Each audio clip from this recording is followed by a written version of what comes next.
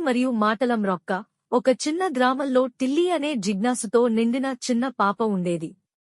ఆమెకి ఇంటి వెనుక ఉండే అటవీ ప్రదేశం అన్వేషించటం చాలా ఇష్టం. అక్కడ పక్షులు బాంసురీలా చప్పుడు చేస్తూ కూస్తాయి, తక్కువలపై గిల్లులు నాట్యం చేస్తాయి. ఒక ఉదయం టిల్లీ ఇప్పటివరకు ఎప్పుడూ వెళ్ళని లోతైన అడవిలోకి వెళ్ళింది. అక్కడ ఆమెకి ప్రకాశించే ఆకులతో ఉన్న ఒక పెద్ద రాజవృక్షం కనిపించింది. ఆమె ఆశ్చర్యపోయింది. ఆ వృక్షం మాట్లాడుతోంది. హలో, చిన్నదానివి, అంది ఆ వృక్షం ఓ మృదువైన, లోతైన స్వరంతో.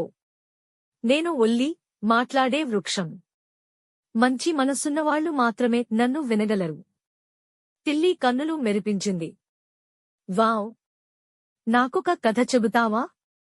ఒల్లి దివ్యజీవులు, చంద్రకాంతి తోటలు, ధైర్యవంతమైన అడవి జంతువుల గురించి కథలు చెప్పాడు.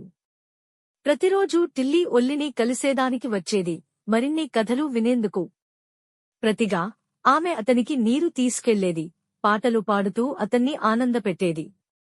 ఒకరోజు పెద్ద తుఫాను అడవిని తాకింది. టిల్లీ వెంటనే ఒల్లిని చూసేందుకు పరుగెత్తింది. తన రెయిన్ కోట్ను తీసి అతని వేర్ల చుట్టూ చుట్టింది. తుఫాను తీరిన తరువాత ఒల్లి ఆకులు మరింత ప్రకాశించాయి. నువ్వు నన్ను కాపాడావు, టిల్లీ, అన్నాడు ఒల్లి. నువ్వు నా బెస్ట్ ఫ్రెండ్. అప్పటినుండి టిల్లీ మరియు ఒల్లి కథలు, నవ్వులు, స్నేహాన్ని పంచుకున్నారు. ఆ అడవిలో లోతుల్లో ఒక చిన్న పాప మరియు మాటల వృక్షం మధ్య ఉన్న బంధంలో మాయ జీవించింది.